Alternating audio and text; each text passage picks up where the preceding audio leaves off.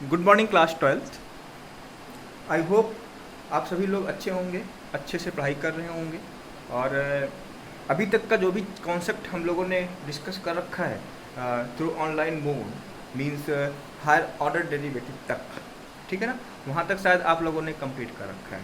आज जो अपना नया चैप्टर स्टार्ट करने वाले हैं हम लोग एप्लीकेशन ऑफ डिफरेंशिएशन है। एप्लीकेशन ऑफ डिफरेंशिएशन में कौन कौन सा टॉपिक डिस्कस करना है वो आप लोग देख लो, क्योंकि इम्पोर्टेंट पार्ट है। यहाँ से भी क्वेश्चन पूछने वाले हैं, ठीक है। पहला जो है derivative as a rate measure, as a rate measure. पहला कॉन्सेप्ट क्या पढ़ना बच्चे? Derivative as a rate measure. दूसरा जो है बच्चे टेंजेंट एंड नॉर्मल, ठीक है ना। नेक्स्ट जो है बच्चे mean value theorem, mean value THOREM, ठीक है ना। दूसरा क्या बच्चे? मीन वैल्यू थ्योरम, ठीक है ना। थर्ड हो गया। फोर्थ की बात करूं, मीन वैल्यू थ्योरम के बाद क्या हो गया बच्चे? इंक्रीजिंग एंड डिक्रीजिंग फंक्शन, ये हो गया। एंड लास्ट वन जो हो गया बच्चे maxima and minima, maxima and minima. मतलब ये हुआ 1 2 3 4 5। There are 5 concepts which are very important for the calculus to discuss about the terms with the help of derivative, ठीक है ना। तो आज का कॉन्सेप्ट ये मैं कोशिश करूंगा कि 2 concept derivative as a rate measure समझा के और टेंजेंट नॉर्मल में आपको बता के कहानी खत्म करूंगा। 2 चीज़ आज लेके चलूंगा, वो आप लोग अच्छे समझ लो कैसे क्या करना है, ठीक है। Derivative as a rate measure में कुछ नहीं है, हमें इस तरह के क्वेश्चन आप लोगों ने फिजिक्स में पढ़ा होगा। Derivative as a rate measure के हिसाब की बात करूँ तो derivative as a rate measure के कॉन्सेप्ट आप लोगों ने किए होंगे, वो कुछ नहीं है। सिर्फ आप देखो dy dx की बात करूँ, dy dx की बात करूँ, है ना, इसको हम लिख सकते हैं del y upon del x। कब? Limit del x tends to 0, मतलब क्या हुआ? Change in y with respect to x। इसी तरह से derivative as a rate measure की बात कर रहा हूँ, चाहे मुझे किसी वॉल्यूम के बारे में बात करनी हो, एरिया के बारे में बात करनी हो, या स्पीड डिस्टेंस के बारे में बात करनी हो, एक्सीलरेशन के बारे में बात करनी हो, उसको हम जो है dy dx के रेस्पेक्ट में मतलब कि रिप्रेजेंट करके हम चीज़ों को अच्छे से सॉल्व कर सकते हैं। जैसे मान लीजिए हमारे पास जो पहला क्वेश्चन है, पहला क्वेश्चन हमारे पास ये है। देखिए क्वेश्चन हम डिस्कस करेंगे यहाँ से। Derivative as a rate measure की बात कर रहा हूँ, 1-2 क्वेश्चन डिस्कस करना है। Derivative as a rate measure, as a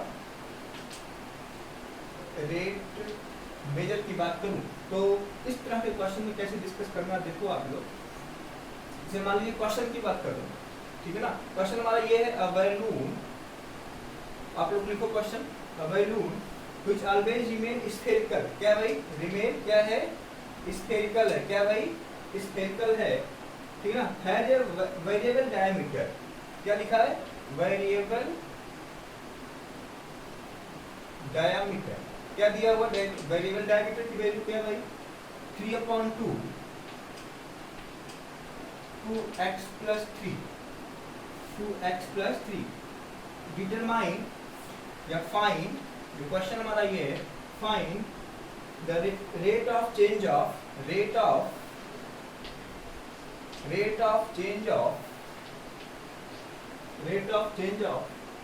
volume with respect to x, volume, ठीक है ना, विथ रिस्पेक्ट टू x।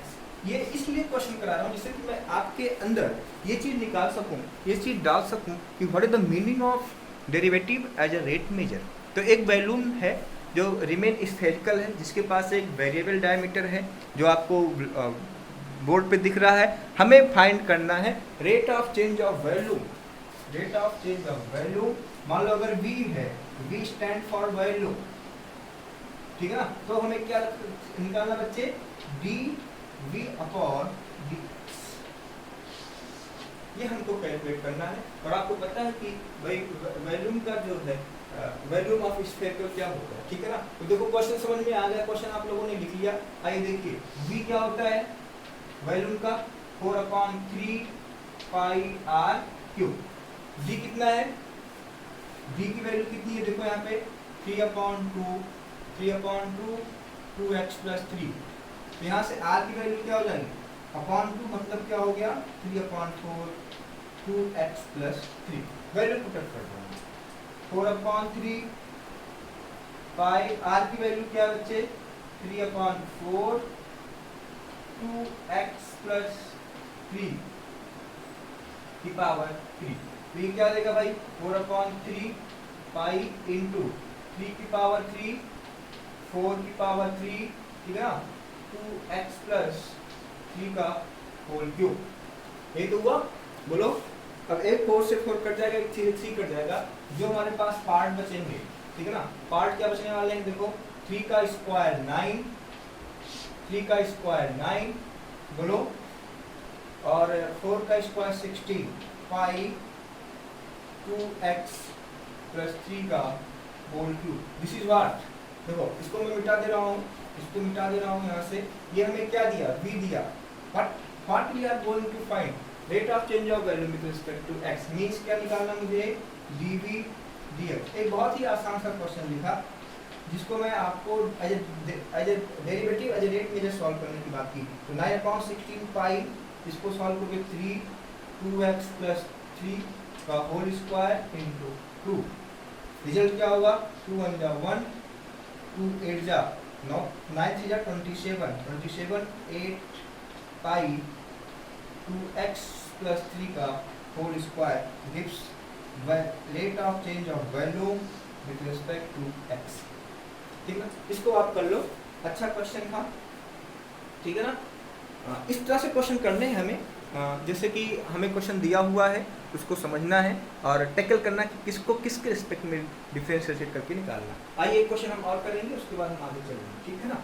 इसे मान लीजिए दूसरा वाला जो क्वेश्चन है, दूसरा क्वेश्चन है, इसको आप लोगों ने समझा होगा, किया होगा, बात समझ में आ गई होगी। अगला क्वेश्चन देखो जो हम लोग डिस्कस करने वाले हैं वो ये है,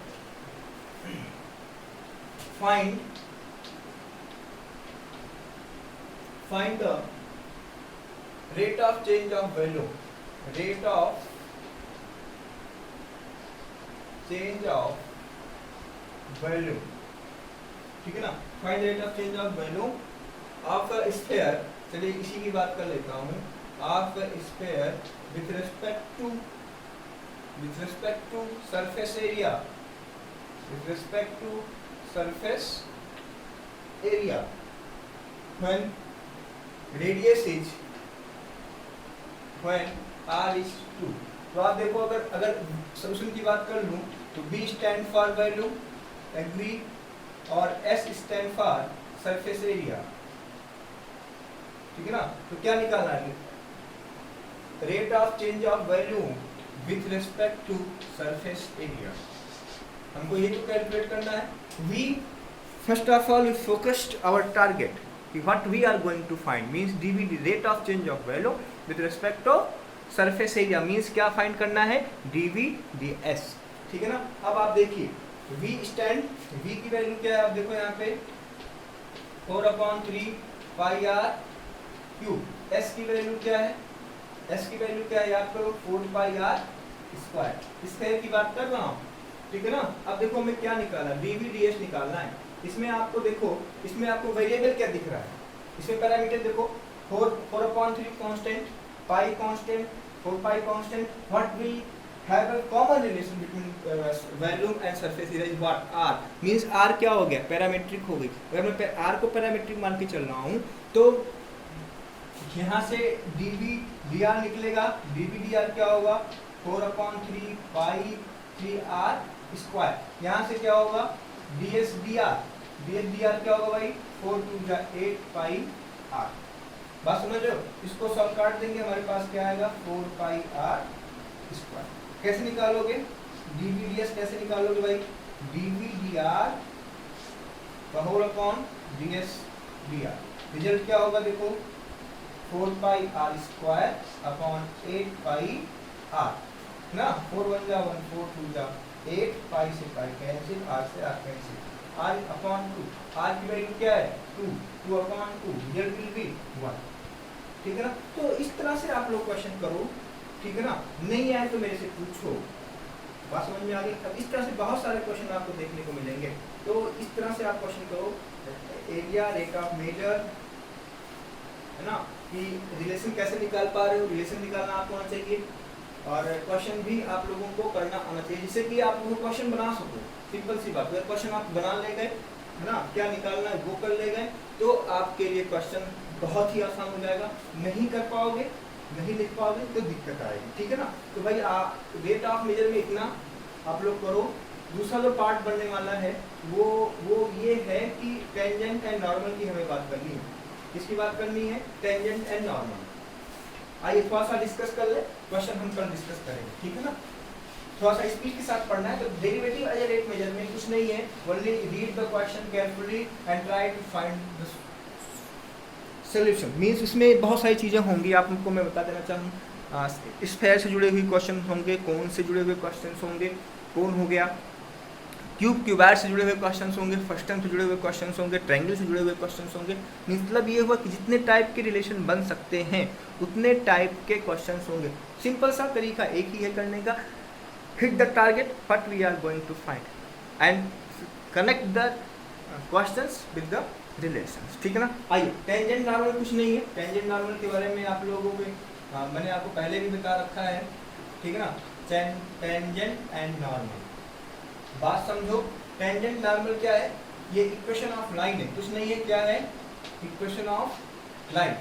बात समझो, इक्वेशन ऑफ लाइन हम लोगों ने 11th क्लास में वेरियस फॉर्म पढ़ रखे।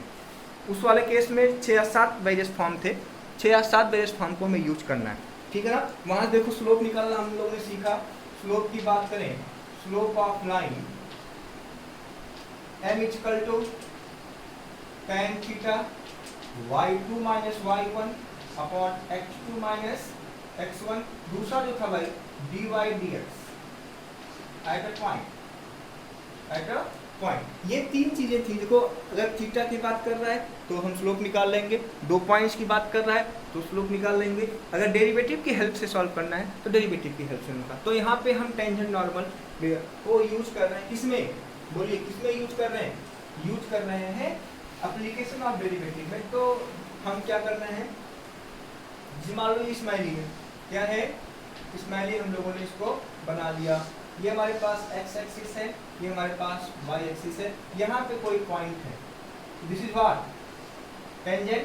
ये हमारे पास मान लो P है, ये हो गया x1 y1। इसका इक्वेशन क्या होगा? y equal to fx।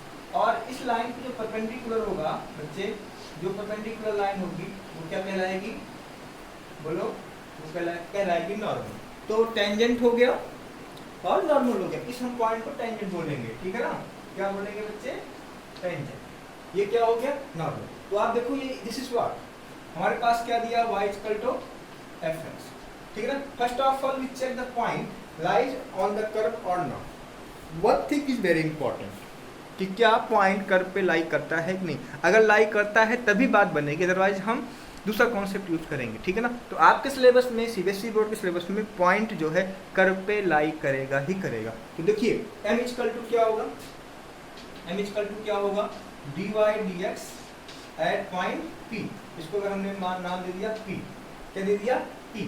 तो m निकल गया। इक्वेशन ऑफ टेंजेंट क्या होगा? आप देखो, इक्वेशन ऑफ टेंजेंट कुछ नहीं, इक्वेशन ऑफ लाइन है y minus y1 m x minus x1 होता है।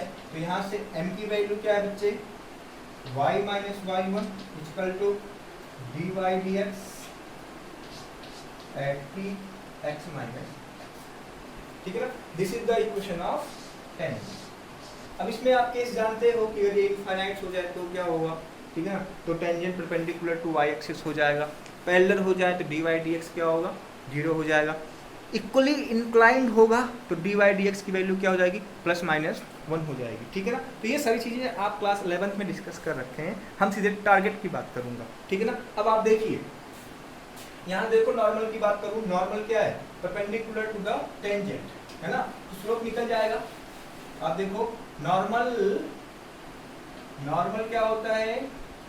परपेंडिकुलर टू टेंजेंट, तो अगर स्लोप ऑफ टेंजेंट पता है तो स्लोप ऑफ नॉर्मल हो जाएगा। तो आप देखो यहाँ से स्लोप ऑफ नॉर्मल क्या होगा, बोलो, याद आ रहा है कि नहीं आ रहा है? m1 m2 equal to -1। तो अगर इसका हमें पता है दूसरे का निकल जाएगा ना, क्या होगा, -1/dy dx at point P। बात समझ में आ रही नहीं आ रही, बोलो। यदि ये बात समझ में आ रही है, स्लोप निकल गया तो इक्वेशन ऑफ नॉर्मल निकल जाएगा। बोलो, इक्वेशन ऑफ नॉर्मल कुछ नहीं करना है, y माइनस y1 पॉइंट दिया हुआ होगा, 1 dy dx at p x minus x1। This is equation of line, this is equation of line with respect to normal. अब हमारे पास क्वेश्चन सीधे पूछेगा find tangent find normal, find tangent find normal. तो find tangent find normal is nothing, it is the part of equation of line. बस हमें ये देखना है, थोड़ा सा पॉइंट कंसिडरेशन करना होगा, वो चीज़ देखनी होगी। आइए हम लोग क्वेश्चंस करते हैं, इस पे क्वेश्चंस करेंगे, है ना। एक बहुत ही शानदार क्वेश्चन करने वाले हैं, find the equation of tangent, ठीक है ना, find the equation of tangent and normal. चलिए क्वेश्चन हमारा ये बहुत ही आसान सा, find the equation of tangent, है ना, equation of tangent and normal. क्या? Equation of tangent and normal to the parabola y square is equal to 4ax at the point at square 2at। अगर आपको याद हो पैराबोला के बारे में, तो at square and 2at are the parametric equation of the parabola. नहीं समझ में आज चेक करके देख लो, y की वैल्यू क्या है, 280 है, मतलब क्या हुआ, 280 का whole square equal to 4a into 80 square. क्या देने वाला है ये, 4a स्क्वायर t स्क्वायर, ठीक है ना। इसका मतलब क्या हुआ, दोनों इक्वल हुआ, पॉइंट जो है कर्व पे लाई कर रहा है, पॉइंट जो है कर्व पे लाई कर रहा है। अगर आपको ग्राफ बनाना आता है तो आता है, अच्छी बात, नहीं आता है चुपचाप ऐसे करो, एक स्माइल ड्रा करो। ये हमारे पास पॉइंट P हो गया, इसका कोऑर्डिनेट क्या, 80 स्क्वायर 280, ठीक है ना। हमको पॉइंट दिया हुआ है, this is what, x1 y1, that point line on the curve. तो हमें क्या निकालना भाई, dy dx निकालना है, 2y dy dx equal to 4a। तो dy dx क्या होगा, बोलो, 4a upon 2y, result will be 2a upon y। तो dy dx एट p क्या होगा, 2a अपॉन y1, ठीक है ना। y1 की वैल्यू क्या है, बोलो, 280, कट गया, हमारे पास क्या है भाई, 1 upon t। This is what, dy dx at p, ठीक है ना। इक्वेशन ऑफ टेंजेंट क्या होगा, देखो, इक्वेशन ऑफ टेंजेंट क्या होगा भाई, बोलो, y माइनस y1, y1 का मतलब क्या हो गया, 280, स्लोप की वैल्यू क्या है, 1 upon t, x minus x1। This is our equation of tangent. और इक्वेशन ऑफ टेंजेंट जब हो गया तो इक्वेशन ऑफ नॉर्मल भी हम लोग कर लेंगे। इक्वेशन ऑफ नॉर्मल क्या था, बोलो, वही चीज है बट इसमें माइनस के साथ आ जाएगा। इक्वेशन ऑफ नॉर्मल, बोलो, y माइनस y1 मतलब 280, इसका स्लोप 1 अपॉन t है, तो इसका स्लोप क्या हो जाएगा, minus t, x minus x1 मतलब क्या हो गया, 80 स्क्वायर। तो इस प्रकार के क्वेश्चंस को हमें टैकल करना है। थोड़ा सा अच्छे क्वेश्चंस हैं, शानदार क्वेश्चन है, तो आप यहाँ समझ सकते हो। इसको सॉल्व करने के बाद जो हमारे पास रिजल्ट आएगा ना, तो ये इक्वेशन ऑफ पैराबोला हो जाएगा। इसको आप एज ए फार्मूला भी दिमाग में रख सकते हो। पहली चीज़, इसको आप एज ए फार्मूला दिमाग में रख सकते हो, नहीं दिमाग में रख सकते हो तो इसको आप निकालना सीख सकते हो। जब हम आपको कॉनिक सेक्शन में डिटेलिंग की बात करेंगे, कॉनिक सेक्शन की डिटेलिंग की बात करता हूँ, तो यहाँ पे ये सारी चीज़ें टेंजेंट नॉर्मल की कॉमन होते हैं, ठीक है ना। तो इस तरह से आप क्वेश्चन करो, और नहीं आए तो पूछो। एक क्वेश्चन मैं आपको दे रहा हूँ घर से करने के लिए, ठीक है ना, इसको आप लोग कर लिए होंगे होम असाइनमेंट के रूप में, आप लोग करिएगा, नहीं आएगा तो पूछिएगा मेरे से भाई। क्वेश्चन हमारा ये है, होम असाइनमेंट की बात करूँ तो find the equation of tangent and normal. क्या? Tangent and normal. क्या निकालना है? टेंजेंट एंड नॉर्मल की इक्वेशन निकालनी है, which is 16x² plus 9y² equal to 144 at point भी दिया हुआ है x1 y1, ठीक है ना, where